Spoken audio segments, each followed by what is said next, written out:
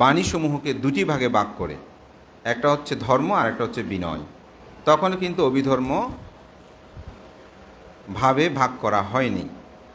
যখন বুদ্ধের পরিনির্বাণের 100 বছর পর কালাশোকের পৃষ্ঠপোষকতায় দ্বিতীয় সঙ্গীতে অনুষ্ঠিত হয়, তখনও কিন্তু বুদ্ধের বাণীসমূহ দুই ভাগে ভাগ ছিল, ধর্ম এবং বিনয়।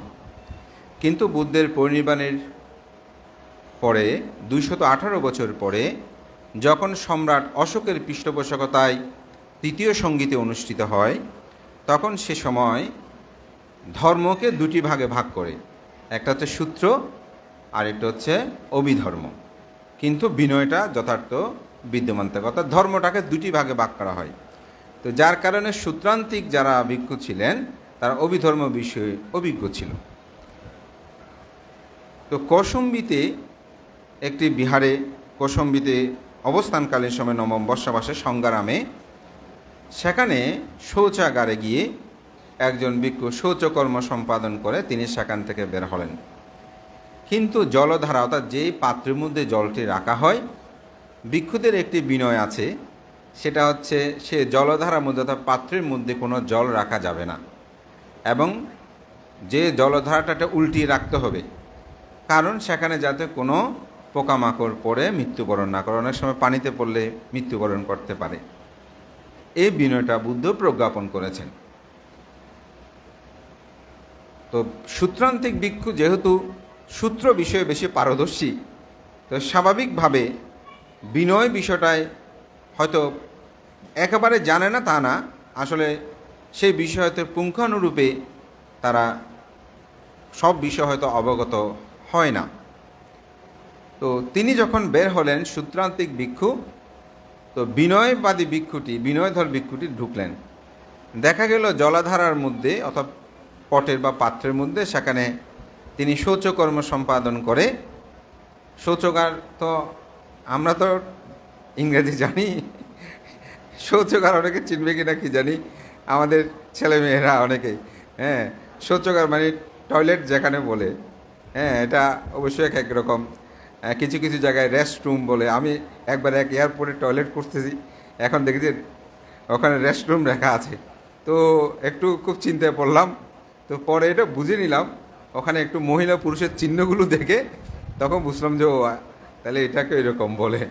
তো যাই হোক, শৌচাগার মানে টয়লেটেই যাওয়ার পর শৌচাগারে সেখানে জলধারার মধ্যে পানি দেখলেন। তখন তিনি বললেন, বন্ধু, তুমি শৌচকর্ম সম্পাদন করে জলধারায় পানি রেখে দিয়েছ কেন? বলে যে, বন্ধু, আমি তো সেটা জানি না। ও, তাহলে না জানলে তোমার কোনো ভুল হয়নি, কারণ কিছু ছোট ছোট বিষয় আছে যে বিষয়গুলো আসলে বহু গুরুত্বপূর্ণ নয়, যেগুলোর দ্বারা একেবারে ভিক্ষু মহাপরিহানি হবে তা কিন্তু নয়। তখন সেই চলে গেল। এখন বিনয়ধর ভিক্ষুটি গিয়ে বলছে অন্য ভিক্ষুদের, দেখো দেখো, সূত্রান্তিক ভিক্ষু তিনি বিনয় জানে না, আজকে শৌচাগারে গিয়ে জলধারার মধ্যে উনি পানি রেখে দিয়েছে। এখন এই কথাটা একজন থেকে একজন, একজন থেকে একজন এইভাবে প্রকাশমান হতে হতে এটি একেবারে বিনয়ধর সকল ভিক্ষু জেনে গেছে। জেনে দেওয়ার পর সূত্রধর ভিক্ষুদেরকে আবার বলতে শুরু করেছে, বলে যে, তোমাদের অমুক ভিক্ষু সেই তো বিনয় জানে না, শৌচাগারে গিয়ে জলধারার মধ্যে পানি রেখে দিয়েছে। এখন ওই ভিক্ষু যখন শুনতে পেল, সে বলে যে, সে তো আমাকে বলেছে না জানলে পাপ হবে না, অপরাধ হবে না, কিন্তু সে আবার এই কথা কেন বলছে? এটা নিয়ে একে অপরের সূত্রধর এবং অর্থাৎ সূত্রান্তিক ভিক্ষু এবং বিনয়ধর ভিক্ষুর মধ্যে ভাগ হয়ে যায়, দুইটা দলে বিভক্ত হয়। হওয়ার পরে কেউ কারোর সাথে কথা বলে না, বিভেদ করে, একদিকে পিণ্ডচারণ করে আর দিকে যায় না, এরকম মহা সমস্যার সৃষ্টি হলো। তো বুদ্ধ এসে তাদের বিবাদটা মিটিয়ে দিল, যে তোমরা আর এরকম করবে না, এটা নিয়ে একটা সমাধান হলো। বুদ্ধ যখন চলে গেলেন, তখন আবার দেখা গেল ভিক্ষুরা আবার বিবাদ সৃষ্টি করছে, অর্থাৎ একে অপরের মধ্যে ভাগ হয়ে গেছে। তখন বুদ্ধ আবার আসলেন। আবার বুদ্ধ তাদের বিবাদ মীমাংসা করলেন। এভাবে একবার দুইবার, তৃতীয়বারও ঠিক একই, কিন্তু চতুর্থবার বুদ্ধগণ একটি নিয়ম আছে। সে নিয়মটা হচ্ছে কি, বুদ্ধগণ যে কোনো আইন প্রজ্ঞাপন করতে, যে কোনো কথা বলতে একবার দুইবার তিনবার, চতুর্থবার আর কোনো কিছু করবে না। এটি বিনয়ে আছে। যেমন আপনি বুদ্ধকে একটা বিষয় প্রশ্ন করছেন, একবার দুইবার তিনবারের মধ্যে যদি না বলে চতুর্থবারে আপনি আর প্রশ্ন করলে তার উত্তর পাবেন না। এটি বুদ্ধগণের বিধি এবং নিয়ম।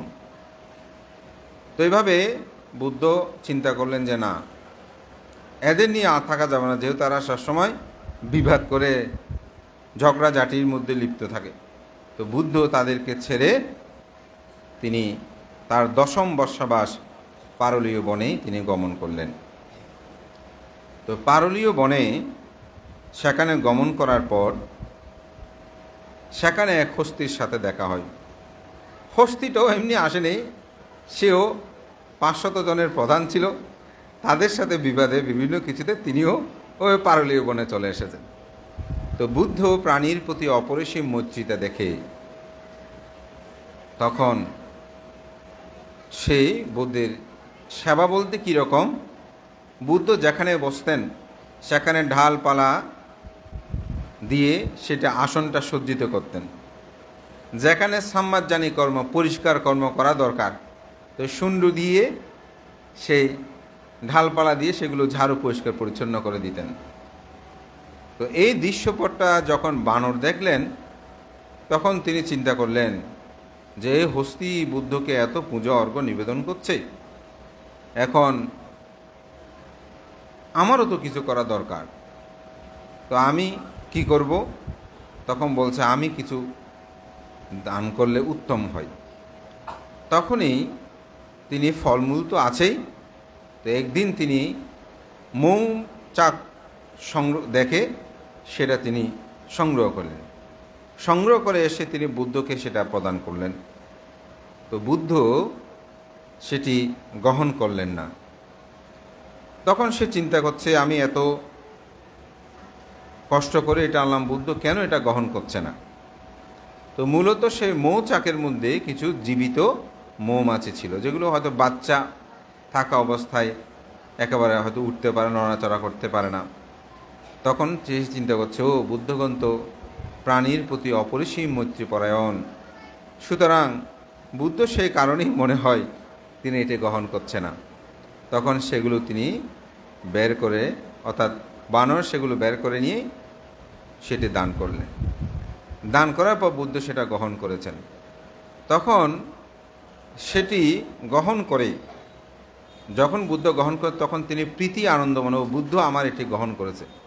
এই আনন্দে এক গাছ থেকে এক গাছে লাফালাফি করতে করতেই সে হঠাৎ গাছ থেকে পড়ে মৃত্যুবরণ করে, এবং বুদ্ধ সাহিত্যে কথিত আছে তিনি স্বর্গে উৎপন্ন হন। ধর্মপ্রাণ প্রিয় উপাসক উপাসিকাবিন্দু, তো আমার এখানে একটা বিষয় আছে, সেটা হচ্ছে আমেরিকাতে আমাকে একটা ছেলে, সে বাংলাদেশি বংশোদ্ভূত, তো ছেলেটা তার মাকে প্রশ্নটা করেছে, আমাকেও সেটা বলল। প্রশ্নটা হচ্ছে যে এই বানরটা বুদ্ধকে দান করেছে, দান করার পরে সে লাফালাফি করতে করতে সে যে মারা গেল, এটা মা কাজটা কি ভালো হয়েছে? এটা তো মানে একটা প্রাণী সে মারা গেল, এটা তো মঙ্গলজনক নয়, আনন্দজনক নয়। এটা কেন হবে? এটা কেমন করে হয়? বুদ্ধ তো চাইলে বানরটাকে রক্ষা করতে পারত, কিন্তু রক্ষা না করে সে বানরটা গাছের মধ্যে লাফালাফি করতে মারা গেল। বুদ্ধ তো তাকে লাফালাফি নিষেধ করে তাকে রক্ষা করতে পারত। এটা মা হিউম্যানিটিটা আমার মানে যথার্থ হয় না। তা আমাকে বলেছে, ভান্তে এখন আমি তো আমার ছেলের এই প্রশ্নের উত্তর দিতে পারিনি, একটু আপনি বলেন। তো আমি খুব মজা পেলাম তার কথাটা শুনে। আমরা আসলে কেউ এভাবে ভাবি নাই। আপনারা কেউ এখানে ভেবেছেন কিনা জানি না, যদি ভেবে থাকেন একটু হাত তোলেন। আমরা, আচ্ছা, আমাদের একজনকে দেখলাম উপশিকা, উনি ভেবেছেন। তো আসলে অর্থাৎ এতজনের মধ্যে আমরা একজন পেলাম যে কেন বানরটা মৃত্যুবরণ করেছে। তো আসলে আমার মধ্যেও একবার এটা মনে এসেছিল, যখন আমি ছোটবেলায় ভাবতেছিলাম যে হ্যাঁ, বানরটা বুদ্ধকে দান করেছে, এখন দান করার পরে কেন সেই লাফালাফি করে মৃত্যু করে, সে তো আরও হৃষ্টপুষ্ট হবার কথা। তো আসলে এখানে একটা দর্শন আছে, সেটা হচ্ছে দুর্লভস্যাং মানুষার্থাং, মানব জন্ম হচ্ছে অতীব দুর্লভ। পৃথিবীতে মানব জন্ম ছাড়া অন্যান্য যে তির্যক, প্রেত, অসুর, নিরয়, চারি অপায়, এগুলো কিন্তু অতীব দুঃখজনক। ৩১ লোকভূমির মধ্যে বৌদ্ধ ধর্ম দর্শন মতে 4টি হচ্ছে অপায়। অপায় মানে যেখানে দুঃখ পাই, তাহলে সে 4টা কি কি? তির্যক, প্রেত, অসুর, নিরয়, যেখানে উৎপন্ন হলে মানুষ দুঃখ পায়। তো এখন নরক থেকে, এটা তির্যক দিয়ে আমরা ভাবতেছি, আচ্ছা নরক থেকে যদি কোনো মানুষ মৃত্যুবরণ করে সে স্বর্গে উৎপন্ন হয়, আপনারা খুশি হবেন নাকি বেখুশি হবেন? আচ্ছা, প্রেতলোক থেকে, প্রেতলোক থেকে উদ্ধার হওয়ার জন্য আপনারা জলধারা দিয়ে পানি দিলে পুণ্যদান করতেছেন না? তাহলে একটা প্রেতর মৃত্যু চাচ্ছেন, সেরকম হয় না কথাটা? একটা প্রেত সে যাতে মৃত্যুবরণ করে, মৃত্যু মানে চ্যুত হয়ে, প্রেতলোক থেকে চ্যুত হয়ে সে স্বর্গের মধ্যে গমন করুক বা আবার মনুষ্যলোকে আসুক, এটার জন্য বড় বড় সংবিধান হচ্ছে না, অনেক ভিক্ষু সংঘ আনতেছেন, তাহলে একটা প্রেতর মৃত্যু কেন কামনা করছেন? অনেকটা সেরকম প্রশ্ন আসে না? অসুর মানে হিংস্র, ওইটাও একটা অসুরক উৎপন্ন হয়, তাহলে একটা অসুর সেও যাতে অসুর লোক থেকে মনুষ্য লোক আসে আমরা চাচ্ছি না? এখন তির্যক লোক থেকেও কেউ চ্যুত হয়ে মনুষ্য লোকে আসুক, এটা আমরা সবাই চাই। এটা মানুষ বলে, প্রাণী অর্থাৎ বানর বলে আমরা ভাবতেছি, এরপরেও আছে কথা, হাতিও মারা গেছে, এখন হাতিটাও থাকুক এটা আমরা চাচ্ছি। কিন্তু এই তির্যক, প্রেত, অসুর, নিরয়, সেখান থেকে যদি আপনি মুক্তি লাভ করতে পারেন তাহলে সেটা মঙ্গলজনক না? আচ্ছা, আজকে আমাদের ডাক্তারবাবু আছেন, একটা উদাহরণ দিই। তো ডাক্তারে বলছে আপনার আঙ্গুলে ক্যান্সার হয়েছে, তো কি করতে হবে বানতে? যেহেতু ক্যান্সার হয়েছে আপনাকে বলছে, তখন বলছে আঙ্গুলটা কেটে ফেলতে হবে। কেন? এটা যদি না কাটেন তাহলে আপনি বাঁচবেন না। কি করতে হবে? বলছে এটা অপারেশন করতে বলতেছে টাকা দিয়ে কাটতে হবে, যে শরীরের ভিতরে কত ধরনের জিনিসপত্র আছে, মাঝে মধ্যে সেগুলো কেটে বের করে নিচ্ছি, টাকা দিয়ে কাটতে হচ্ছে। কেন? বেঁচে থাকার জন্য। এখন যদি কেউ বলতে পানতে আমার আঙ্গুলটাও কেটে নেবে, আবার টাকাও ওনাকে দেবো, আমি তো এই বেকুবগিরি করবো না, তাহলে কে বেকুব হবে? হ্যাঁ, যে কাটবে না সেই বেকুব, টাকাও দিতে হবে, কাটতেও হবে। কেন? আপনি আরোগ্য লাভ করার জন্য। ঠিক অনুরূপভাবে আপনি যদি দুঃখ থেকে মুক্তি লাভ করতে চান, আপনাকে এই তির্যক, প্রেত, অসুর, নিরয়, সেখান থেকে যত তাড়াতাড়ি চলে যেতে পারেন ততই আপনার জন্য কি মঙ্গলজনক। তো আমি তাকে এত বিস্তারিত বলিনি, কারণ তারা তো আসলে অনেকটা বাস্তববাদী বেশি। তো আমি অনেকটা এরকম আবার ঘুরিয়ে বিবিধভাবে কথাগুলো বলেছি। তো ধর্মপ্রাণ প্রিয় উপাসক উপাসিকাবৃন্দ, আমি এই কথাটা এই জন্যই বলেছি যে আসলে যেহেতু তিনি পুণ্যকর্ম সম্পাদন করেছেন, আমরা যেমন তির্যক, প্রেত, অসুর, নিরয় থেকে মুক্তি লাভ করতে চাই, ঠিক অনুরূপ তির্যক, প্রেত থেকে এটা হচ্ছে পুণ্যকর্ম সম্পাদনে তার মুক্তি লাভ, অর্থাৎ বিমুক্তি লাভ নয়, এটা অর্থাৎ তির্যক থেকে তিনি স্বর্গে উৎপন্ন হয়েছেন, যার কারণে এই পূর্ণিমার দিনে তিনি এই কর্মটা সুসম্পন্ন করেছিলেন। এই জন্যই এটি বৌদ্ধদের কাছে একটি অভাবনীয় আশ্চর্যের বিষয়, একটি প্রাণী কীভাবে এরকম করে। তো প্রাণীর কথাগুলো বললে আমাদের অনেক বিজ্ঞানবাদী, বাস্তববাদী যারা বেশি, তারা বিভিন্ন প্রশ্ন করে, বর্ধমানতে এই যে জাতকের মধ্যে কথাগুলো আছে যে একজন প্রাণীর জীবন রক্ষা করতে আরেকজন প্রাণীর তিনি সম্মুখে দাঁড়িয়েছে। যেমন আমরা আনন্দের জীবন দর্শনে দেখি, সেই বানরকুলে জন্মগ্রহণ করেছিল। যখন এক বেয়াদ তার বৃদ্ধ মা, তাদের 2 সন্তান ছিল, একটা গাছের কোটরের মধ্যে, অর্থাৎ গাছের মধ্যে মাঝে মধ্যে গর্ত হয় না, যখন ঢালপালাগুলো যে জায়গায় বেঁধে ওই জায়গাটা কোটরের মতন হয়, গর্ত হয়ে যায়, ওই রকম কোটরের মধ্যে তার বৃদ্ধ বানরণী মাকে রাখত। তারা 2 ভাই ফলমূল সংগ্রহ করে এনে ওই মাকে দিত। একদিন এক বেদমানি শিকারী, তো সেই শিকার করতে এসে কোনো কিছু পায়নি, আর এদিকে শিকারীকে দেখে তারা 2 ভাই বানরের 2 সন্তান তারা গাছের ঢালের মধ্যে লুকিয়ে যায়। কিন্তু বৃদ্ধ বানরী তো লুকাতে পারে নাই, সে কোটরের মধ্যে ছিল। তো সে শিকারী না পেয়ে গাছের নিচে ভাবে হাত পা খুলে দিয়ে মাটির মধ্যে শুয়ে আছে। অনেক সময় ক্লান্ত হলে একটু শুয়ে থাকে না, ওইভাবে শুয়ে আছে। হঠাৎ কোটরের মধ্যে তার চোখ পড়ল, দেখা গেল সেখানে একটি বানরী রয়েছে, খুব শুকনো একেবারে, বৃদ্ধ বয়োবৃদ্ধ হলে যেমন হয়। তো বলে যে আজ তো কিছু পাই নেই, অন্তপক্ষে এটাকে হলো শিকার করে নিয়ে যাই। যখন তীরটা ধরে সে তীর মারার জন্য প্রস্তুতি নিচ্ছে, তখন তাদের একজন নাম ছিল মহানন্দিক আর একজন নাম ছিল চুল্লনন্দিক। তারা 2 ভাই। তো মহানন্দিক ছিল বড় ভাই, চুল্লনন্দিক ছিল ছোট ভাই। তো মহানন্দিক বলছে ছোট ভাইকে, এই বেয়াদ এই শিকারী তো আমার মাকে এক্ষুনি আমাদের মাকে হত্যা করবে, সে তীরগুলো ঠিক করতেছে। মধ্যে একটা কাজ করি, আমরা বেঁচে থাকতে কেন আমার মার মৃত্যু হবে? তো সুতরাং তুমি আমার মাকে দেখভাল করিও, আমি আমার মায়ের জন্য মৃত্যু, আমি তীর ছোড়ার আগেই কোটরের সামনে গিয়ে দাঁড়াবো। আমাকে যখন সে পাবে তখন মাকে আর হত্যা করবে না, তুমি মাকে দেখভাল করবে। সে বলে যে না, আপনি বড়, আপনি মাকে বেশি দেখভাল করতে পারবেন, আপনিই থাকেন, আমি জীবন দিই, আমি মৃত্যুর ওখানে যাই। বলে যে না, তুমি ছোট, তোমার অনেক বয়স আছে, তুমি মাকে দেখভাল করতে পারবে, এখন এটা তোমার পক্ষে তোমাকে আমি যেতে দেব না। তো শেষ পর্যন্ত বড় ভাইয়ের নির্দেশ ছোট ভাইকে তো পালন করতে হবে। তখন সে আর বাড়াবাড়ি না করে যখনই তীর ছুঁড়ে মারবে তার পূর্বেই কুটুরিটার সামনে, অর্থাৎ গর্তের গাছের মধ্যে যে গর্ত আছে ওখানে এসে সে দাঁড়ালো। দাঁড়িয়ে সে প্রার্থনা করছে। এই প্রার্থনাটা শুনলে কে আপনারা বুঝতে পারবেন যে মহানন্দিক প্রার্থনা করছে, আমার মায়ের জন্য আমি জীবন দান করছি, এই পুণ্য প্রভাবে যেন আমি বুদ্ধ হতে পারি।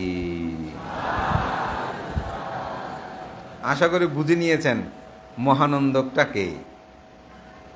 তখন ওই বেয়াদব সে তীর ছুঁড়ে মারল, তীরটা এসে তার বক্ষে পড়লো, সে মাটিতে পড়ে গেল। তখন সে বলছে, আরে আমি তো প্রথমে দেখে ভেবেছিলাম যে শুকনো, এখন দেখি তো সে মোটাসোটা খুব। আবার ওদিকে একটু তাকাচ্ছে, স্বাভাবিক একটু ব্যতিক্রম হলে দেখায়, দেখতে যে না কোঠরির ভিতরে সে প্রথম যেটা দেখেছে সেটাই আছে। বলছে তাহলে এটা কোথায় থেকে আসলো? ও যাই হোক, এটাকেও আমি হত্যা করব। অর্থাৎ আগে প্রথমে যেটা দেখেছি দুইটা 2 পাশে বার করে নিয়ে যেতে পারবো। তখন সে আবার সে তীর ছুঁড়ে মারছে। তখন চুল্লনন্দিক ভাবছে, আমার মায়ের জীবন রক্ষা করার জন্য আমার ভাই তো জীবন দিয়ে দিছে, সুতরাং আমি বেঁচে থেকে কী করব। তখন সেও কি করেছে, যখনই তীর ছুঁড়ে মারবে ঠিক তার পূর্ব মুহূর্তে সে এসে কুঠুরির সামনে, অর্থাৎ গর্তের সামনে, গাছের যে গর্ত থাকে কুঠুরু, সেখানে সে হাত জোর, ওই বানরটা যেরকমের হাত জোর বলতে এটা সাহিত্যে বলেছে, ঠিক সেখানে সে দাঁড়ালো। সেও প্রার্থনা করলো। কি প্রার্থনা করলো সেটা বললে আপনারা বুঝবেন। সে প্রার্থনা করলো, আমি যেন অনাগতে বুদ্ধের প্রধান সেবক হতে পারি, মায়ের উদ্দেশ্যে জীবনদানের পুণ্য প্রভাবে আমি যেন বুদ্ধের প্রধান সেবক হতে পারি। সেটাকে বলতে হবে, আপনারা বুঝে নিয়েছেন। তখন তাকেও তীর ছুঁড়ে মারল। তখন সেই বক্ষে আঘাত প্রাপ্ত হয়ে মাটিতে লুটিয়ে পড়ল। লুটিয়ে পড়ার পর সে দেখছে, ও এটাও আমি যেটা গাছের মধ্যে দেখেছি এটার সাথে তো মিল খুঁজে পাচ্ছি না। সে আবার সেদিকে তাকালো, তাকিয়ে দেখতে পেল সেখানে আরেকটি আছে। তখন সেটাকেও সে হত্যা করলো। এই তিনটাকে সে ভার করে নিয়ে গ্রামে প্রবেশ করলো। গ্রামের মানুষ দেখার সাথে সাথে বলছে, এই বেয়াধব শিকারী, তুমি শিকারি নিয়ে ব্যস্ত, তাড়াতাড়ি যাও, তোমার বাড়িতে আগুন ধরেছে। সে দূরে আসো, বলে যে অবস্থা বড় ভালো নয়, তোমার স্ত্রী পুত্র কন্যা বেঁচে আছে কিনা দেখো। দ্রুত এসেই সে দেখতে পেল তার স্ত্রী পুত্র কন্যা তারা তিনজনেই আগুনে দগ্ধ হয়ে মৃত্যুবরণ করেছে। তখন সে স্বাভাবিক, যদি সন্তান স্ত্রী তারা যদি আগুনে দগ্ধ হয় কেমন লাগে, তখন তার হৃদয় বিদীর্ণ হয়ে সেখানে, অর্থাৎ হৃদয় বিদীর্ণ বলছে এখন কি বুঝবো, অর্থাৎ স্ট্রোক করেছে বলি না, সহজে বুঝবেন। অনেক সময় অনেক কিছু হঠাৎ শুনলে স্ট্রোক করে না, তো এখন এরকম সেই বেয়াদব স্ট্রোক করে বা হৃদয়, সাহিত্যে লেখা আছে হৃদয় বিদীর্ণ হয়ে সেখানে তার মৃত্যু হয় এবং মৃত্যুর পরে সে মহাবিচি নরকের মধ্যে উৎপন্ন হয়। তো জাতকে এটি কথিত আছে। এই মহানন্দিক ছিল আমাদের মহামানব তথাগত গৌতম বুদ্ধ, তার বুদ্ধি সম্ভার পানবে পূর্ণতা জীবনে। আর ছোট ভাই ছিল আনন্দস্তবী, যিনি বুদ্ধের প্রধান সেবক ছিলেন। এবং তৃতীয় যে হত্যা করেছে বানরণী ছিল মহামায়া, অর্থাৎ গৌতম বুদ্ধের যে মাতা ছিলেন মহামায়া, সে মহামায়া। এবং যিনি হত্যা করেছেন বেয়াদব, সে কী ছিল এটা আমরা সবাই জানি, বলতে পারে দেবদত্ত। তো এভাবে বুদ্ধের সাথে দেবদত্ত জন্ম জন্মান্তর শত্রুতা করেছে। তো এখনও জগতে বুদ্ধ না থাকলেও, বুদ্ধের শিষ্য যেমন আছে, দেবদত্ত না থাকলেও আমাদের সমাজে দেবদত্ত আছে। অর্থাৎ ভালো মন্দ সবসময় থাকবে, তবে আমরা যেন কেউ দেবদত্ত না হই, আমরা যেন সবাই বুদ্ধ হওয়ার জন্য আমাদের সংকল্প থাকে, অর্থাৎ ভালো হওয়ার জন্য যেন আমাদের সংকল্পটা বিদ্যমান থাকে। ধর্মপ্রাণ প্রিয় উপাসক উপাসিকা বিন্দু, তো যে কথাটা বলছি এই পুণ্যতা, পারামি পুণ্যতা, এজন্যই ভগবান তথাগত বুদ্ধের জীবনে এটা জীবন দান করেছে। তো সুতরাং তির্যক হলেও সেখানে কিন্তু পিতামাতার জন্য করণীয় কর্তব্য সম্পাদন করেছে। তো এই গল্পগুলো যখন অনেকে শোনে, বোঝা বান্ধে এটি কি আসলে সম্ভব? তো আমি মাঝে মধ্যে প্রাণীদের কিছু বিষয় দেখে আমার খুব অবাক লাগে।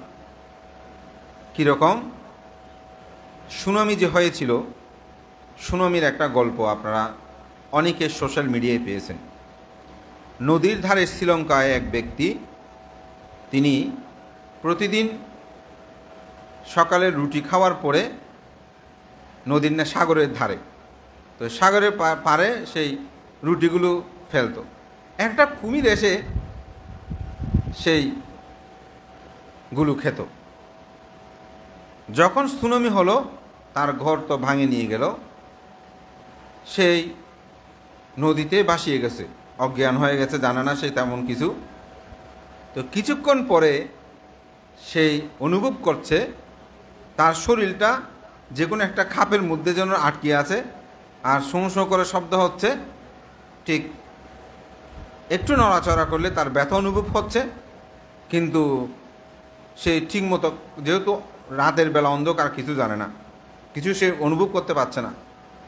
অনেকক্ষণ পর সে বুঝতে পারলো আসলে সে একটা কুমিরের গালের মধ্যে আছে ওই মানুষটা, এবং নদীর কূলে, সাগরের কূলে এসেই তাকে সেখানে রাখলো। সে দেখতে পেল একটা কুমির, এবং যেহেতু সে প্রতিদিন কুমিরটাকে খাবার দিত, সে চিনতে পারে। এটা নিয়ে সোশ্যাল মিডিয়া অনেক লেখালেখি হয়েছে। আসলে প্রাণী। আরও একটি বিষয় বলি, সেটি হচ্ছে আমি একটি সোশ্যাল মিডিয়ায় দেখলাম যে একটা হরিণ বাচ্চা পার হচ্ছে, মা আগে গিয়ে কুলে উঠে গেছে, একদম কাছাকাছি গেছে, কিন্তু পিছনে একটা হরিণের বাচ্চা ছিল, বাছুর, সে কিন্তু দ্রুত যেতে পারছে না। এদিকে আরেকটা কুমির ও বাচ্চাটাকে ধরার জন্য আসতেছে।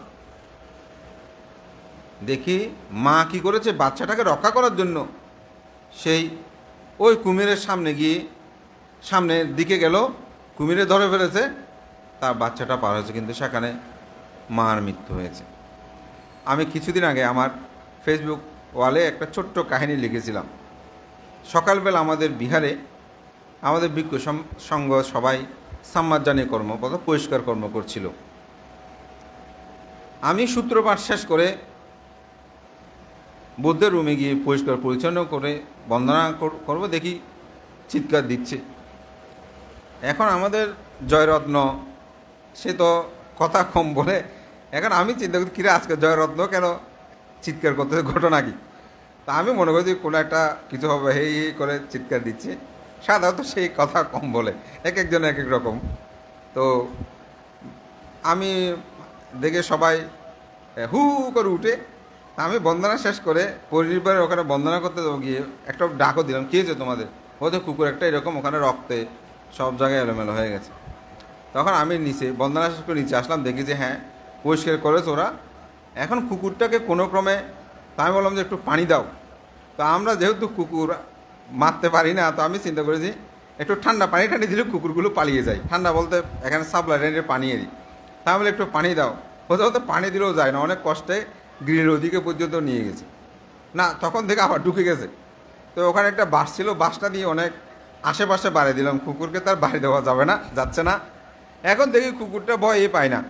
তো আরেকজন উপাসক উনি সোয়াই নিয়ে আমি উপাসক, আমরা মারি না যে কুকুরগুলো জানে, সেজন্য মনে হয় আমাদেরকে ভয় পাচ্ছে না। তো আপনি হলো তবে মারিয়েন না, একটু আপনি আশেপাশে বাড়ি দেন দূরে, কিন্তু সেই কুকুরটা যায় না।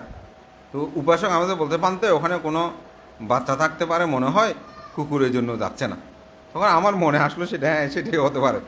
তা আমরা সোয়াইয়ের টাইম আছে, আমরা গেছে সোয়াইন টোয়াইন খেয়ে ছোটো বান্ধবীদের শ্রমণদেরকে বললাম, বোধহয় সদ্ধর্মকে, যে নিচে গিয়ে শম্ভুদিকে বললাম তোমরা দুজনে গিয়ে এটা একটু পরিষ্কার করো। তো দেখলাম যে তারা সেখানে পরিষ্কার কর্ম করতে গিয়ে দুটা মৃত কুকুরের বাচ্চা বা বাছুর পাওয়া গেল। এখন এগুলো নাকি বের করার পরেই একটা বাছুর সে নিয়ে গালে মুখে করে নিয়ে এসে চলে গেছে। তো আরেকটা ছিল ওইটা ওরা ওইদিকে। তো আমি মনে মনে ভাবতেছি একটি কুকুর সে কিভাবে বাচ্চার জন্য কেমন করছে। এই আমরা এখানে যারা আছি আমাদের মা বাবারা তার চেয়ে অনেক বেশি কিছু করেছে না?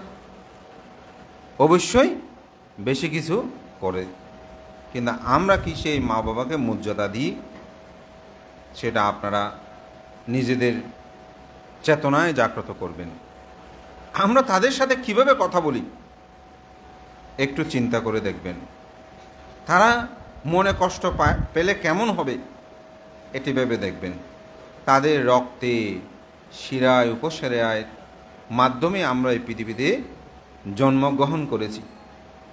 তাহলে আমাদের জন্মটা মা বাবার অবলম্বনে, কিন্তু আমরা সেই মা বাবার সাথে কীরকম আচরণ করি। বুদ্ধ তার বুদ্ধিসত্ত্ব জীবনে মাথার জন্য তিনি জীবন দান করেছেন। শুধু মাথা না, পিতার ক্ষেত্র আছে, ওইদিকে যাচ্ছি না। তাহলে আমাদের কীরকম করা উচিত? তো যেটা বলছিলাম, তির্যক প্রাণী হলেও জাতকের যে কথাগুলোকে যারা প্রশ্নবিদ্ধ করে, আমি তাদের জন্য এই কথাগুলো বলেছি। তো বলে যে তারা কি কথা বলতে পারে কি না, অনেকে এটা বলে। অনেকে বিভিন্ন জায়গায় লেখালেখি করে, ব্রহ্মদত্তের রাজত্বকালে বানারসিতে বর্তমান দেখা কথা ওখানে কেন ঘটনাটা হয়েছে এরকম বলে।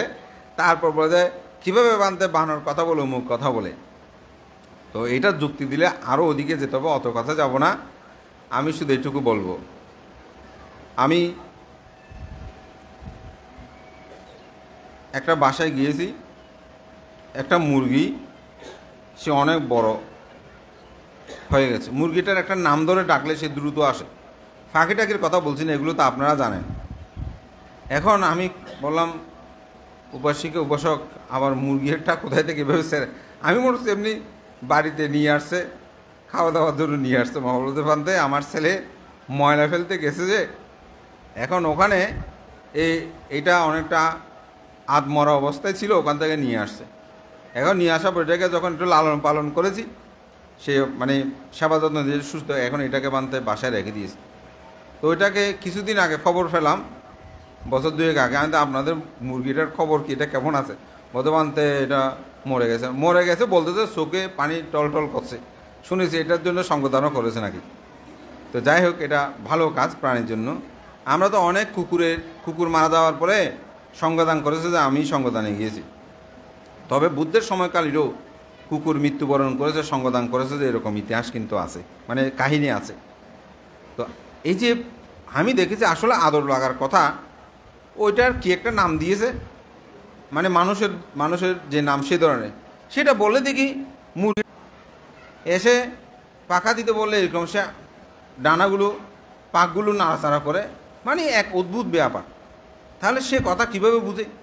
যেমন কুকুরকে চুপ বললে সে আর কথা বলে না, হে এটা আমাদের পরিচিত, চিনি, এরকম করিস না, দেখি মানুষ নিশ্চুপ হয়ে গেছে। তাহলে কথা আদান প্রদান।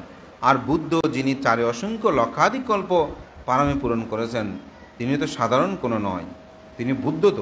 তো সুতরাং সেটি আমাদেরকে উপলব্ধি করতে হবে, বুঝতে হবে। পৃথিবীর অনেক কিছু আমরা উপলব্ধি করতে পারি না। আমার অনেকগুলো দেশনা আমি এই বিষয়ে বলেছি। একটা উদাহরণ বলি। বুদ্ধ বলছেন, জগতে আমি আকাশে যে রূপ তারা দেখেছি, তার চেয়েও বেশি আমি চক্ষু দান করেছি। এটা বুদ্ধ কখন বলেছে? আজ থেকে 2500 বছর আগে।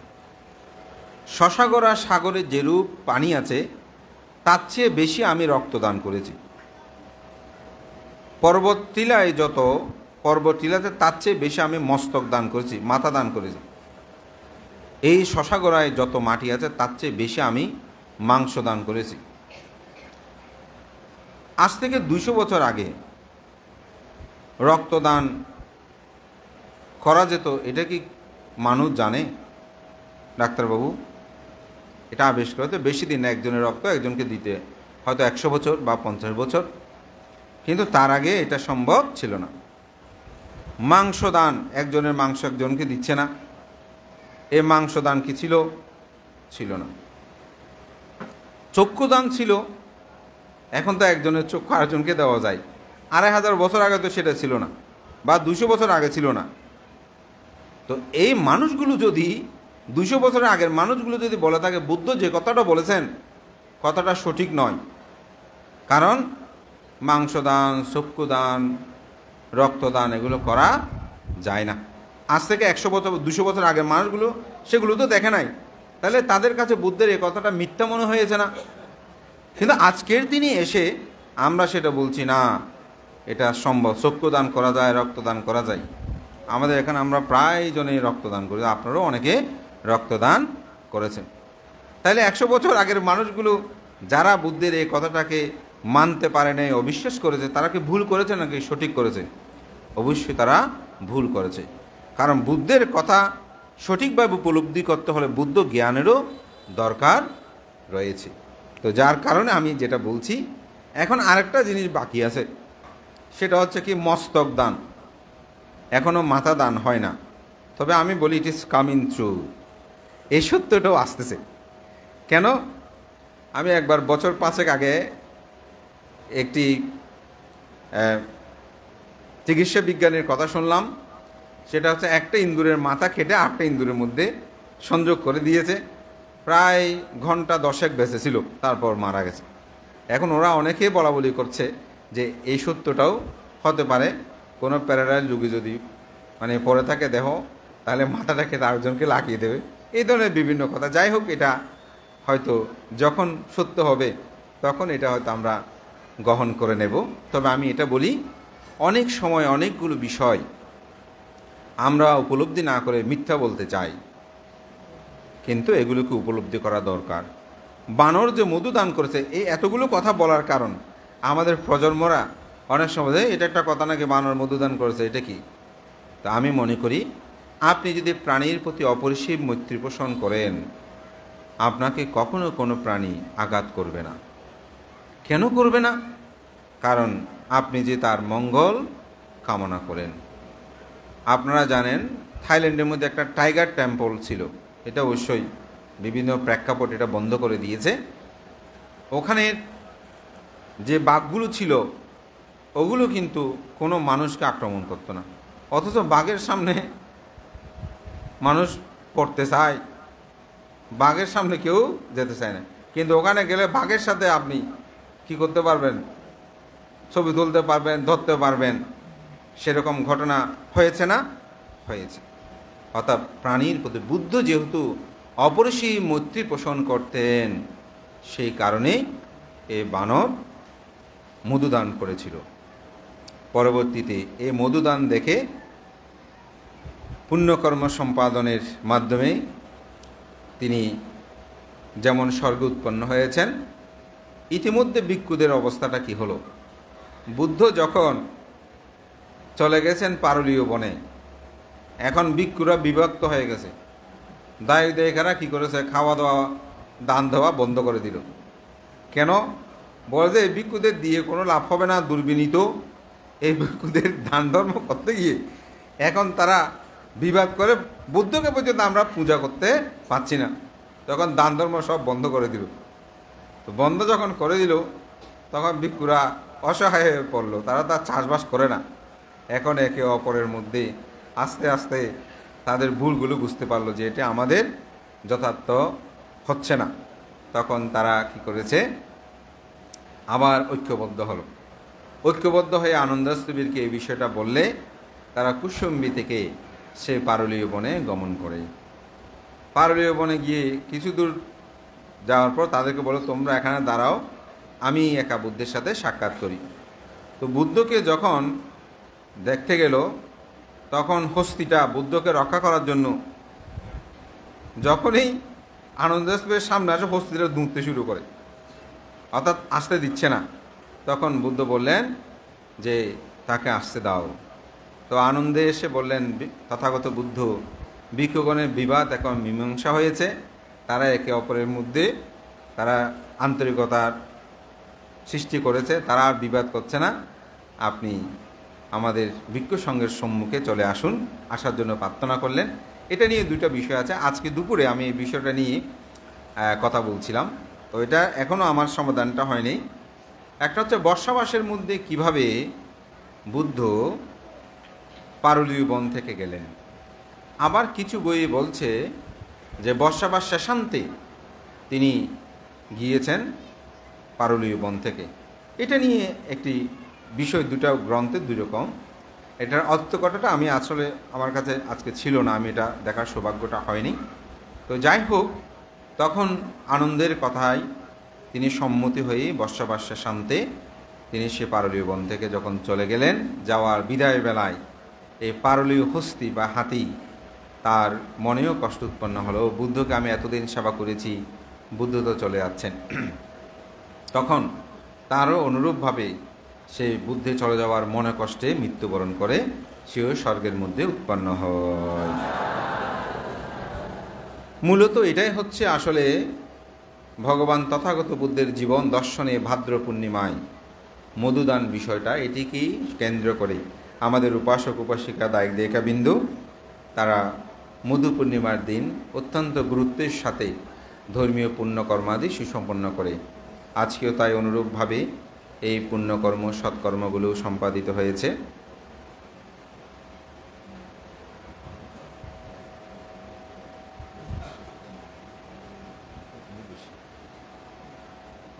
তো আজকে আমি মনে করি সে ভাদ্র পূর্ণিমা, যেটাকে মধু পূর্ণিমা, আবার আমাদের পরম শ্রদ্ধেয় সুগত বংশবান্তে তিনি এটাকে মিলন পূর্ণিমা বলেছেন, যেহেতু ভিক্ষুদের মধ্যে মিলন সংগঠিত হয়েছে।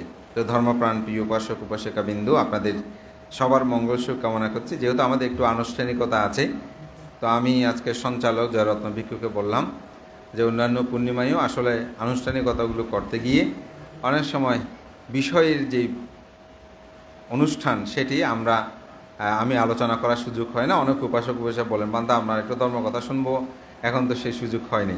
তো সেজন্য আজকে একটু আমি আগেই সময়ও আছে, সেজন্য ধর্ম কথা আমার জ্ঞান ও নেত্রে যাহা উপলব্ধি করি তা আপনাদেরকে ব্যক্ত করেছি।